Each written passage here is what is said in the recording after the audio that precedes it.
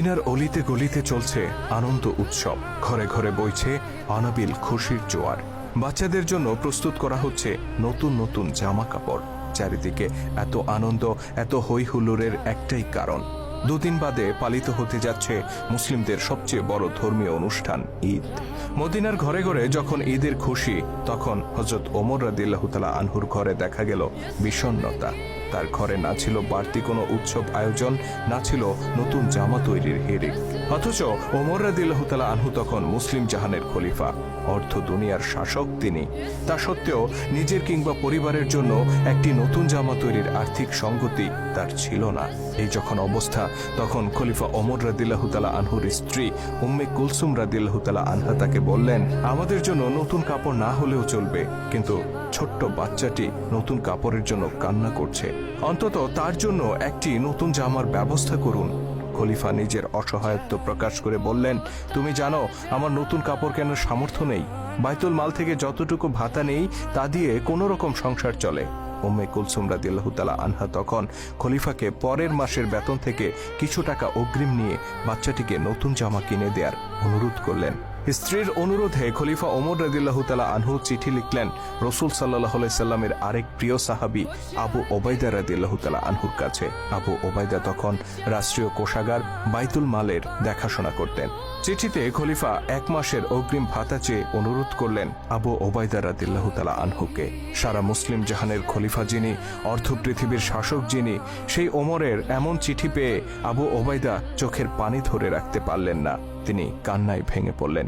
তবে তিনি নিজের এই আবেগকে নিয়ন্ত্রণ করলেন। চিঠি বাহকের হাতে অগ্রিম বেতন না দিয়ে তিনি বরং আরেকটি চিঠি ধরিয়ে দিলেন। সেই চিঠি যখন হাতে পৌঁছল, খলিফা ওমর রাদিয়াল্লাহু তাআলা আনহু তা পড়তে শুরু করলেন। আমিরুল মুমিনিন, অগ্রিম বেতন বরাদ্দের জন্য দুটি বিষয়ে আপনাকে ফয়সালা দিতে হবে। প্রথমত, আগামী মাস পর্যন্ত আপনি বেঁচে থাকবেন কিনা। দ্বিতীয়ত, বেঁচে থাকলেও আপনি খলিফার দায়িত্বে বহাল থাকবেন কিনা। হযরত আবু ওবাইদা রাদিয়াল্লাহু তাআলা আনহুর এই চিঠি পাঠ করে হযরত ওমর রাদিয়াল্লাহু তাআলা আনহু অঝরে কাঁদতে শুরু করলেন। তিনি উপলব্ধি করলেন তিনি একা নন, বরং এই উম্মাহকে ন্যায়ের শাসন উপহার দেওয়ার জন্য আবু ওবাইদার মতো বহু বিশ্বস্ত সাহাবী আজও বেঁচে আছেন। ইনি সেই আবু ওবাইদা যার সম্পর্কে স্বয়ং আল্লাহর নবী বলেছিলেন, প্রত্যেক জাতির একজন বিশ্বস্ত অভিভাবক আছেন, আমার উম্মতের বিশ্বস্ত অভিভাবক হচ্ছে আবু ওবাইদা ইবনুল জাররাহ। চিঠি পড়ে খলিফা ওমর রাদিয়াল্লাহু তাআলা আনহু 2 হাত তুলে আবু ওবাইদার জন্য দোয়া করে বললেন, ইয়া আল্লাহ, আবু ওবাইদার উপর রহম করুন, তার হায়াত দীর্ঘায়িত করুন। অতঃপর তিনি নিজের সন্তানের কাছে গিয়ে বললেন, আমি মুসলিমদের খলিফা, এ কথা সত্য, কিন্তু আমি তো রাষ্ট্রীয় সম্পদের মালিক নই, সকল সম্পদের মালিক সাধারণ মানুষ। শিশুটি পিতার আর্থিক অসচ্ছলতাকে মেনে নিল আর নতুন জামা পাওয়ার ইচ্ছা পরিহার করল।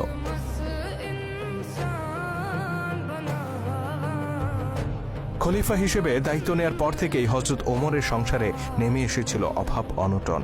পরিবার পরিজন নিয়ে খেয়ে পরে বেঁচে থাকার জন্য নিতান্ত যতটুকু প্রয়োজন ছিল, রাষ্ট্রীয় কোষাগার থেকে ঠিক ততটুকুই ভাতা গ্রহণ করতেন তিনি। সামান্য আরামায়েশ কিংবা সন্তানদের শখ আহ্লাদ পূরণ করার জন্য বাড়তি কোনো সুযোগ সুবিধা তিনি গ্রহণ করতেন না। একবার হযরত আলী রাদিয়াল্লাহু তাআলা আনহু, ওসমান রাদিয়াল্লাহু তাআলা আনহু ও তালহা রাদিয়াল্লাহু তাআলা আনহু পরামর্শ করলেন যে খলিফার এই মাসোহারা যথেষ্ট নয়, তাকে বাইতুল মাল থেকে আরো কিছু অর্থ বাড়িয়ে দেওয়া উচিত। কিন্তু এই প্রস্তাব খলিফা ওমরের কাছে কে পেশ করবে? তাদের 3 জনের একজনেরও সাহস হলো না।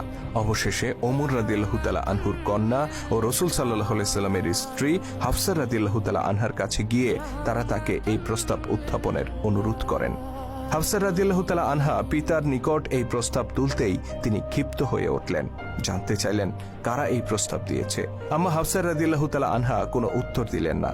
খলিফা বললেন, যদি তাদের নাম জানতে পারতাম তাহলে পিটিয়ে লাল করে দিতাম।